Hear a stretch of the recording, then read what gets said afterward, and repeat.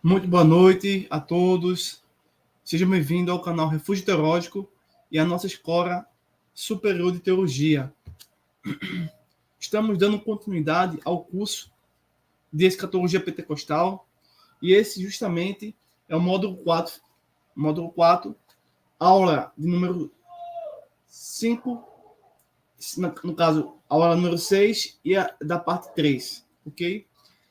Nós vamos dar continuidade justamente ao comentário e à explicação do capítulo 3, cujo tema geral é em que os cristãos concordam quando se trata sobre o fim do mundo, do livro Guia Profético para o Fim dos Tempos, justamente na página 48, ok?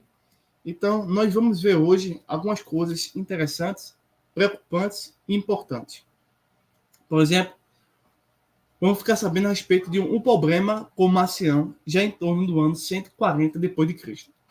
Vejamos o que o texto diz. Uma heresia importante começou com o filho de um pastor, seu nome, Marcião. Seu pai era bispo ou ancião em uma cidade na costa sul do Mar Negro.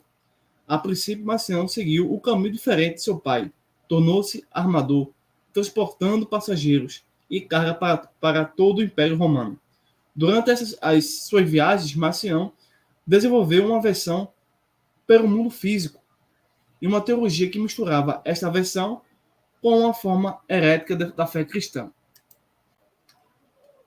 Então, basicamente, não somente Marcião, mas muitas pessoas, de um modo geral, por exemplo, o budismo. O budismo é uma crença que diz que o mundo físico ele é uma ilusão. E em alguns outros movimentos, justamente como esse, que nós vamos chamar, vai ser chamado de docetismo, eles observam que o mundo físico, o mundo o qual o Deus judaico-cristão criou, né? Esse mundo físico, ele é um mundo perverso, ele é um mundo mau, né? Então, destituído, né, de tudo aquilo que a revelação do Gênesis, por exemplo, nos mostra. Que tudo que o Deus fez, ele viu, verificou e era bom, né? Então, ele passa Marcião, budismo e outros movimentos religiosos passam a detectar no mundo físico o mal. E daí eles começam a distorcer a teologia, a crença em Deus, né, a realidade espiritual. Portanto, cria-se uma forma herética espiritual, ou de uma forma, aqui no caso, uma forma herética da fé cristã. Voltemos ao texto. Enquanto ainda era membro da Igreja de Roma, Marcião desenvolveu sua ideia herética, formando um sistema de pleno direito. De acordo com Marcião, o Deus furioso das escrituras judaicas não era a mesma divindade que o Pai de Jesus. O Deus do povo judeu era, alegava Marcião, uma divindade inferior, ou seja, está dizendo que o Deus do Antigo Testamento ele é inferior, o Criador do mundo físico. O Deus supremo do universo era o Pai todo-amoroso em Cristo, uma divindade que nunca puniria as pessoas ou ressuscitaria o corpo físico. Marcião até reduziu o Salvador a um espírito. De acordo com Marcião, Cristo só parecia humano. Mais tarde, essa crença tornou-se conhecida como docetismo.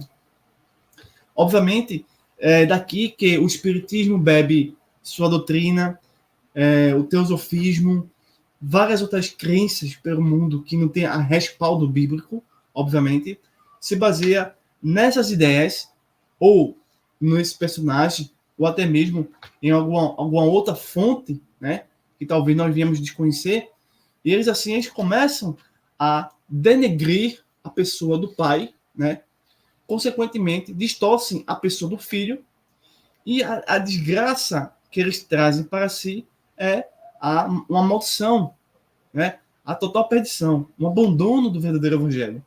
Isso, as religiões, hoje em dia, como o Tabernáculo da Fé, aqui em Pernambuco, na estação do Recife, tem essa seita, e eles, basicamente, extraem informações que foi desenvolvido nessa época aqui, mas a igreja esteve sempre combatendo essas heresias. Independentemente, que a gente vai ver daqui a pouco, sobre o Concílio de Nicéia. Independente do Concílio de Nicéia, de Trento, de Calcedônia, isso não importa. O que importa é que havia cristãos, independentemente se havia rótulos, né, que a história possa identificá-los, havia cristãos realmente verdadeiros que defendiam a Escritura contra essas heresias. Tá?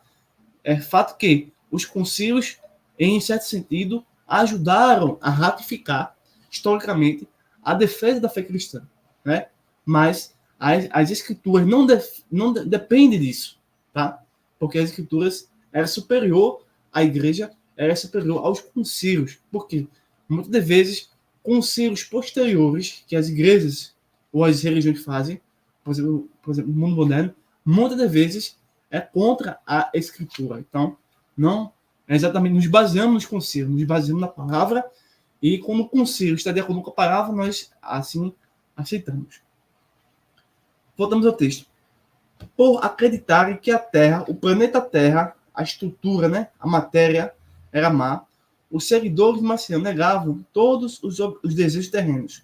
Quando celebravam a ceia do Senhor, os seguidores de Marcião bebiam apenas água. Por quê? Porque beber o fruto da videira poderia provocar prazer físico. Baniram todas as relações sexuais, até mesmo entre cônjuges. Veja a abominação, veja o tamanho da insanidade que esses movimentos estavam fazendo. Eu pergunto a você hoje, existem movimentos, muitas das vezes até pior que esse, tá? Mas que se baseia em algum sentido nessas histórias que nós estamos vendo. Ao proclamar essa perspectiva na vida, Marcião percebeu um problema. Algumas partes dos escritos dos apóstolos desafiavam seus ensinamentos. E qual foi a solução? Marcião criou a mais antiga lista conhecida de escritos oficiais para os cristãos. A lista de Marcião tinha apenas 11 livros, uma versão editada do Evangelho de Lucas e 10 das cartas de Paulo. A boa notícia era que, na escola dominical de Marcião, era fácil aprender os livros da Bíblia. A má notícia era que Marcião havia rejeitado o Deus de Israel, o próprio Deus que, de acordo com as primeiras testemunhas de Jesus, tinha se revelado em Jesus Cristo. Isso explorou as crenças de Marcião muito além das fronteiras da fé que havia sido transmitida pelos apóstolos. Então, o que acontece? Os falsos profetas, o falso mestre, né, os falsos doutores que existem no nosso meio hoje em dia, eles começam a retirar livros, pergaminhos, começam a destruir isso, começam também a editar, né, começam a modificar a linguagem. Um exemplo disso é as testemunhas de Jeová. O testemunho de Jeová retirou todo o significado do texto bíblico e inseriu em passagens específicas as crenças antitrinitarianas, por exemplo.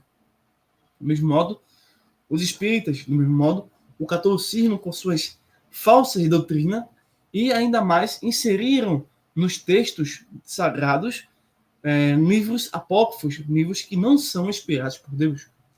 E outros movimentos que saem, muitas das vezes, infelizmente, que eu conheço, né? Inclusive, tem pessoas próximas a mim que eram pentecostais, que eram presbiterianos e que agora desenvolveram falsas crenças no sentido de ter uma teologia liberal. Então, todo cuidado é pouco, porque as heresias não param de crescer. Mas, mesmo assim, a gente precisa, de fato, continuar defendendo a fé cristã. Em 144, a Igreja Romana, tá, devolveu o dinheiro que Marcião havia doado. Muitos cristãos, inclusive Policarpo de Esmirna, tentaram afastar Marcião de seus ensinamentos retrógrados. No final, Marcião recusou. Ele foi excluído da comunhão da igreja. Sua resposta foi formar suas próprias congregações na Itália e Ásia Menor. Aqui eu quero dar um pequeno comentário, né? Assim, nós sabemos anteriormente que nós vimos o quê? Vimos que existem crenças fundamentais, essenciais, que não devem ser duvidadas nunca. E crenças não essenciais, que pode haver alguma dúvida, alguma discórdia, que não vai comprometer a vida cristã, a piedade, a comunhão dos santos, né? E a fé em Cristo. Mas se essas crenças não essenciais podem, eu disse a vocês que podem abrir uma brecha para desenvolver heresias como essa que está acontecendo aqui.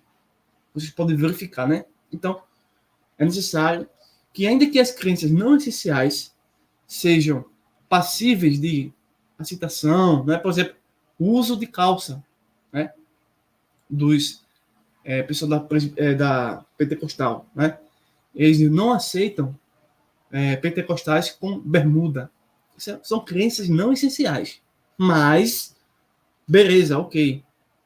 Cada um vai responder diante de Deus. Mas isso aí pode surgir uma heresia que anteriormente não era o propósito. A crença essencial não é usar calça jeans ou bermuda, é ter uma vida piedosa. Porque nós sabemos que existem comunidades que pessoas andam nus e aquelas pinturas que eles fazem no seu corpo são roupas. Tá? Então, só estou dando um exemplo para a gente poder pegar a ideia e assim mostrar que se desligar de uma igreja verdadeiramente cristã não é, de fato, a orientação do Espírito de Deus. Não é ao contrário, você deve se unificar cada vez mais com aquele grupo de irmãos que, de fato, são devotos das Escrituras e querem propagar apenas o Evangelho.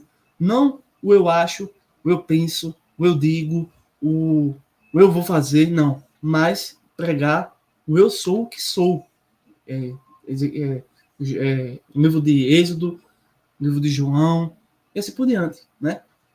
Então, eu acredito que esses comentários são importantes para a gente perceber que existem problemas dentro da escatologia que precisam ser bem cuidados, né, bem atentados, para não aí ser um empecilho, né? Então, o inimigo sabe trabalhar em nossas mentes, mas Deus é muito maior, superior, poderoso, né? Na página, deixa eu botar aqui, na página 49, vamos ver o seguinte. Deixa eu baixar aqui. Aqui, pronto. Vamos ver 3 verdades essenciais no Concílio de Nicéia, tá? Como eu disse a você, os concílios eles foram muito importantes para a história da igreja como ferramentas de defesa, né? Quando esses concílios estão de acordo com a Escritura. Quando um concílio, seja ele de qual natureza for, ou um credo, seja ele ligado à Igreja Católica, à Presbiteriana, à Pentecostal, né? Se esses concílios históricos defendem as Escrituras na sua essência, tudo bem, né? Isso é bíblico. Mas muitos concílios vão distorcer a Escritura, então todo cuidado é pouco, né? E ainda que esses concílios defendam a Escritura, surgem falsos profetas, como o Testemunho de Jeová, dizendo que esses concílios não são oficiais, né? Então fica aquele bate-boca, porque as pessoas não conseguem raciocinar historicamente. Bem, mas é fato que existem 3 verdades essenciais no Concílio de Nicéia. Vejamos o seguinte: alguns séculos depois da regra de fé e o credo dos apóstolos, nós comentamos, né?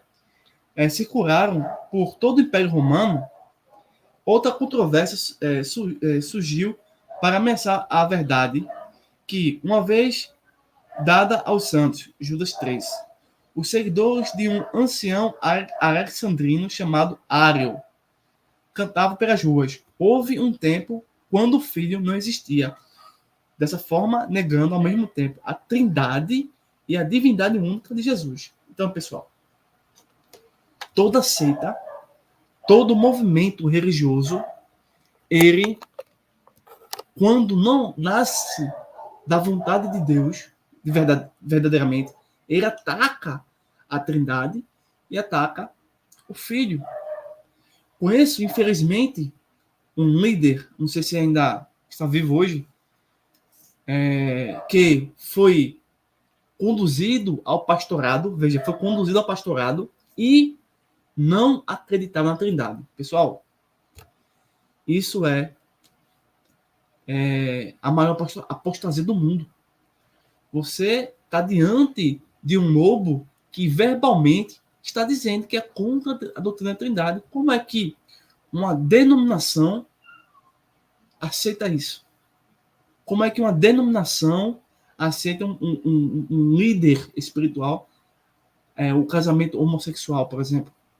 Então a igreja está perdendo verdadeiramente a verdade do evangelho. Então a gente precisa mostrar a vocês que acompanham o canal que muitas das heresias ou das falsas religiões de hoje em dia, ela vem justamente aí da época ali, no ano 3, do ano 200, do ano 400, do ano 1º depois de Cristo, e mostrar que os cristãos estavam contra esses falsos profetas. E eles nunca foram cristãos. Por exemplo, Ário. Ário, ele vai desenvolver uma crença de que Jesus não é Deus, era um espírito, era um anjo, e assim as testemunhas de Jeová usam Ário para defender um falso evangelho, um falso Cristo. Então vocês estão vendo aí que o mal, ele sempre desejou distorcer a escritura. Bem, eu espero que o áudio seja bom, porque é uma gravação, tá? E comenta aí, deixe seu like, compartilhe esse vídeo. Eu acho que é um dos vídeos mais importantes que nós temos no canal, tá? Que vocês possam aí meditar, aprender e absorver. Veja bem, para combater essas falsas afirmações, mais de 3 centenas de líderes da igreja reuniram-se em uma pequena cidade conhecida como Nicéia, para reafirmar o que as igrejas já há muito acreditavam sobre Jesus. Então, basicamente, os concílios, repito de novo, quando eles defendem as escrituras. Então, todo concílio, ele, no caso desse aqui, ele vai reafirmar o que já era crido.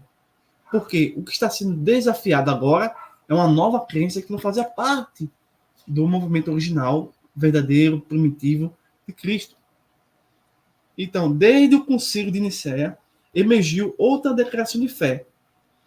Então, nós tivemos a regra de fé, credo apostólico dos apóstolos, e agora uma nova declaração de fé, que era a reafirmação das verdades bíblicas de que havia Trindade, e assim por diante. Mais uma vez, mesmo neste credo expandido, as mesmas 3 verdades essenciais sobre o fim dos tempos permanecem intactas, de acordo com o credo que foi desenvolvido em Nicéia. Primeiro, Jesus subiu aos céus, de onde há de vir. Isso é escatologia, né? Segundo, espero a ressurreição dos mortos. Terceiro, Jesus há de vir em glória para julgar os vivos e mortos. Por que isso aqui? Por quê? Quando a gente percebe os movimentos de hoje, a gente entende algumas coisas do passado, né? Mas mesmo assim, olhando para o passado, entendemos que os movimentos em alguns, né, movimentos duvidam que Jesus há de vir como nós vimos ele ir, como vistes ir para o céu. Muitos duvidam da ressurreição dos mortos e duvidam que ele aparecerá visivelmente. Então, alguns movimentos religiosos atribuem datas, atribuem justificativas para o aparecimento do Cristo sem que ele tenha realmente vindo, e assim cria-se toda uma confusão em torno do texto bíblico. Porém, a história, o concílio de Nicéia defende, né, um certo plano histórico, defende um plano profético, escatológico, que nós estamos vendo aqui. No livro em PDF, a gente vai acompanhar esse quadrinho aí, tá? Vocês estão vendo aí esse quadrinho? Credo de Nicéia, significado e comentário, né? Então, ainda fala aqui, veja bem, Credo de Nicéia. O que ele diz? Creio em um só Deus, Pai Todo-Poderoso, Criador do céu e da terra, de todas as coisas visíveis e invisíveis, tá? Isso é monoteísmo, isso é trindade, ok? Significado. O autor aqui, graças a Deus, o autor nos dá aqui o significado dessa expressão. Como no credo dos apóstolos, o fundamento da fé cristã é a unicidade de Deus, né? Só ele é Deus, né? O Pai é uma pessoa distinta e diferente ou realidade individual dentro da divindade. Deus criou todas as coisas. Ele não é o criado, mas o criador. Nós estamos falando aqui da primeira pessoa da Santíssima Trindade, que é o Pai. Tá? Comentário do autor. gnosticismo, o Deus da Bíblia é apenas demiurgo, um Deus menor, pequeno, frágil, ignóbil, né? Invisível, mas um Deus mau que criou o mundo material. Esse Deus é ele mesmo um ser criado. Ou seja, algumas pessoas, nós temos aqui no canal, acho que um vídeo falando sobre criacionismo, né? Seja ele científico ou seja ele bíblico. Algumas pessoas perguntam quem criou Deus? Então você percebe aí que essa pergunta, pessoal, percebam bem que essa pergunta ela surge baseada na influência do gnosticismo, ainda que tal pessoa não seja gnóstico, mas a mentalidade gnóstica cultural, né, ela influenciou uma certa gama da população, que alguns indivíduos vão perguntar assim, bem, quem criou Deus? É uma pergunta que não tem sentido, porque não tem resposta. Por quê? Se você faz essa pergunta e diz que quem criou Deus, você está pressupondo que esse Deus que você está perguntando quem criou, ele é um ser criado. E quem criou ele? Foi um outro Deus? A própria criação? Ele próprio. Portanto, isso não faz parte do credo de Nicéia. Porque no credo de Nicéia, ele reafirma verdades genuinamente bíblicas do Antigo Testamento, do Gênesis. Inclusive, se você não conhece nosso canal Refúgio Teológico, nem nossa escola de teologia, nós temos aqui no canal um novo curso, que é o curso de Antigo Testamento. Nós vamos falar sobre essa questão aí de Deus, né? Então, veja bem que muitas das perguntas que as pessoas fazem se baseiam em alguma heresia do passado. Algumas têm consciência e outras não, certo? Aqui embaixo novamente, nós temos a citação do credo. Creio, veja bem, creio em um só Senhor, que é Kyrios, lembrando do grego, tá? Aqui temos Theos, né? No grego, né? Jesus Cristo, Filho unigênito de Deus, gerado do Pai, antes de todos os séculos, Deus de Deus, luz de luz, verdadeiro de Deus, verdadeiro Deus de verdadeiro Deus, gerado, não feito, da mesma substância do Pai. Por ele todas as coisas foram feitas, ou seja, Jesus é Deus, o Pai é Deus, mas eles não são uma pessoa só. Eles são duas pessoas, porque eles têm a mesma natureza e são distintos, diferentes, em função, enfim. E assim, uma outra coisa interessante é que eles reafirmam também algo bíblico, que é entender que somente, exclusivamente, absolutamente, Jesus Cristo é o Filho unigênito de Deus. Veja que ele não é primogênito, ele é unigênito. Porque se ele é primogênito, existem outros. Não existem outros. Nem eu e nem você é filho de Deus. Nós somos filhos de Deus por graça e misericórdia, por adoção. Mas filho de Deus, no sentido teológico, bíblico, trinitariano, é o seguinte, que só é filho de Deus quem tem a natureza de Deus. E nós somos criaturas, nós não temos natureza de Deus de forma nenhuma. Somos pó e cinza. Isto é, somente Jesus Cristo é o Filho de Deus. E por isso que somente Ele é o caminho, a verdade e a vida. Entendeu aí? Algo magnífico, nós estamos aprendendo aqui isso. Daria uma série de comentários, uma série de estudo, né? Uma série de reflexão, de mensagens, né? É algo fantástico. Bem, aqui o autor fala sobre o significado. Sobre Jesus, o credo afirma o senhorio de Jesus, o senhorio, a soberania. O credo lhe dá o mesmo título aplicado a Deus Pai no Antigo Testamento. Segundo, a igualdade de Jesus. Ele é tanto Deus como o Pai é. Eles compartilham da mesma essência, substância divina. Assim, Jesus é extremamente eterno. Terceiro, a distinção de Jesus. Embora compartilhe dessa natureza, dessa mesma essência, Jesus é uma pessoa diferente do Pai, distinta do Pai. Tá? É uma outra pessoa. Ok? Comentário. No Novo Testamento, o Senhor de Jesus está diretamente ligado à sua divindade. Então não há como você pegar o Evangelho de Mateus, João, e não acreditar que Jesus é Deus, né? Ele não é o Senhor apenas porque mereceu. Ele é o Senhor porque ele é de fato Deus. Ário é esse herético, esse falso profeta, esse falso mestre, tentou entender a encarnação, mas sua abordagem ignora o contexto amplo das escrituras, ou seja, a mentalidade de Ário não aceitava a revelação completa do Novo Testamento. Então, novamente, as religiões hoje não aceitam verdadeiramente Jesus. Então, o Credo de Nicéia é uma boa ferramenta para você evangelizar. Nós sempre fazemos isso, pessoal. Faremos da parte teórica, fazemos uma explicação e mostramos que isso dá para fazer você evangelizar, fazer você criar uma mensagem, fazer você fazer uma apologética. Então, a gente não só fica no texto, entendeu? Acho que vocês estão entendendo o nosso trabalho aqui, né? Credo Nicéia, a continuidade aqui. Deixa eu baixar aqui o PDF na página 50. Tá? E se você chegou aqui no nosso canal, não é inscrito, não faz parte do curso, e quiser aí entrar em contato, o telefone aí, você entra em contato, e o preço acessível, né? Levando em consideração todo o nosso esforço, toda a quantidade de vídeo, todo o aspecto material dos livros, que nós agora estamos com a proposta de enviar os livros a vocês, né? E mais informações, entre em contato. Credo Nicéia. Diz assim: e por nós, homens, e para a nossa salvação, desceu dos céus, se encarnou pelo Espírito Santo, no seio da Virgem Maria, e se fez homem. Também por nós foi crucificado por Pôncio Pilatos, padeceu e foi sepultado. Ressuscitou dos mortos ao terceiro dia, conforme a Escritura.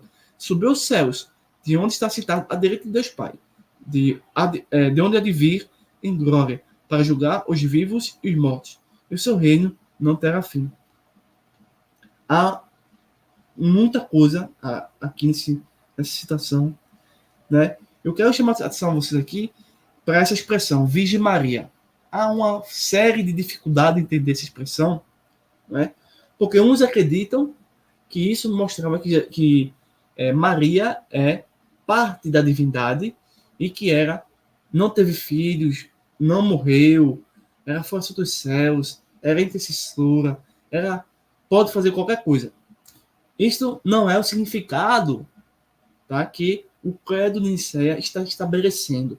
O significado do Credo de Nicéia dentro do contexto dessa expressão Virgem Maria, obviamente tem várias expressões aqui, mas eu quero mostrar aqui a vocês que do mesmo modo que existe outra expressão, Mãe de Deus, Madre de Deus, né, são expressões distorcidas. Por quê? Tanto Mãe de Deus quanto Virgem Maria, a Virgem Maria é apenas para dizer, olha, Jesus, a segunda pessoa da Trindade, se encarnou numa virgem. Somente isso. Só que a mentalidade anticristã desenvolve teorias. Isso a Escritura rejeita. Quando a história fala de mãe de Deus, não é porque Deus tem uma mãe, possui uma mãe, ou que essa mãe ou gerou, ou produziu, ou fabricou, ou introduziu a existência, né? Mas que, no que se refere ao Filho de Deus, é que essa expressão mostrava naquela época que, de fato, Jesus não era uma ilusão, não era um fantasma, não era uma fantasia de um grupo de indivíduos que queriam estabelecer uma religião humana. Então, dizer que Jesus tinha mãe, ou que Deus tinha mãe, que Jesus é Deus, é a mesma coisa, se entendia dessa forma, que Jesus era Deus porque ele se tornou carne. Entende? E que ele realmente teve aquele nascimento virginal. Mais do que isso, é apenas fantasia, heresia, ok? Significado, veja pessoal. O credo enfatiza a divindade e a humanidade de Jesus. Duas coisas, né? Divindade e humanidade. A imagem de descer dos céus mostra a divindade plena, completa de Jesus. O nascimento virginal e milagroso de Jesus mostra sua humanidade e seu domínio sobre a criação. O sofrimento e a morte de Jesus na cruz mostram mais uma vez sua plena humanidade e sua missão, seu compromisso profético. A ressurreição e a ascensão de Jesus mostram sua perfeita obra de salvação em prol da humanidade. Por isso que nós não celebramos missa. Missa é uma heresia. O julgamento final de Jesus, o julgamento final que Jesus fará, mostra sua autoridade sobre toda a criação espiritual, física, enfim. Comentário.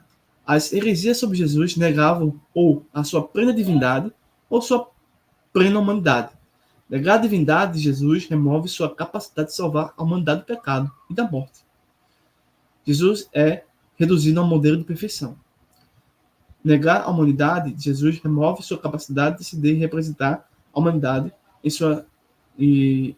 nem sua morte. Então, infelizmente, essas negações geram muitas vezes ideologias que não fazem sentido. Quase finalizando aqui, o credo ainda fala o seguinte, deixa eu baixar aqui para vocês poderem ver, que é importante isso aqui. Ó. Creio no Espírito Santo. Veja que o credo ele fala do Pai, fala do Filho e fala do Espírito Santo.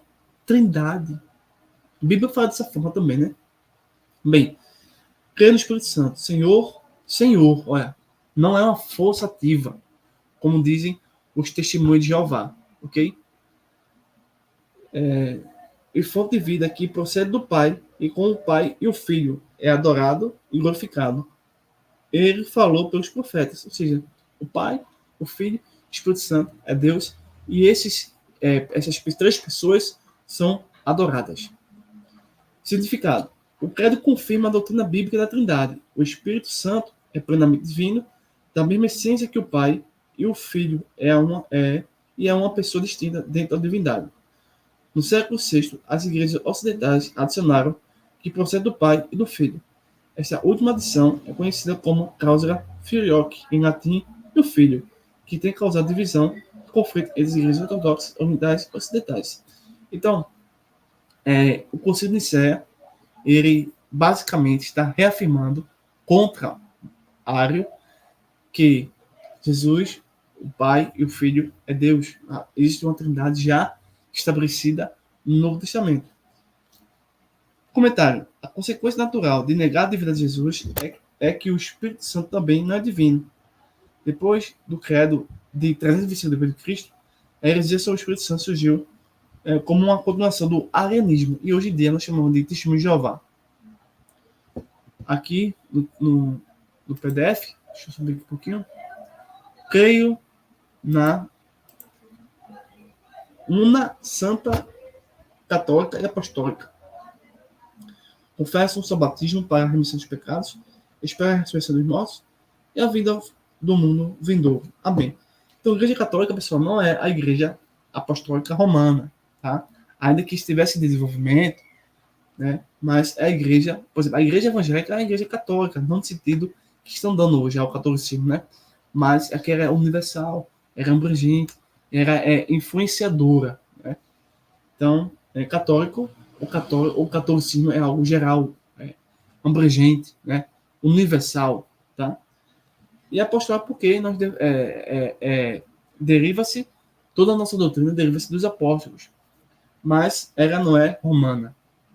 Então, quando a Igreja Católica Apostólica Romana utiliza esse termo agora, quebra de vez e rompe, né? Por isso que a Reforma Protestante é um rompimento, não somente uma reforma, mas a própria reforma era um rompimento, né? Vai dizer assim, ó, nós não somos romanos, nós não somos Igreja Católica Apostólica Romana, nós somos de fato cristãos, defendemos o cristianismo. E fala aqui no batismo e muitas coisas, né? Bem, significado. Um dos principais propósitos do credo era promover a unidade de todos os crentes em uma igreja universal dentro da tradição apostólica. O batismo representa essa unidade, como representa o perdão dos pecados, a ressurreição e o mundo por vir.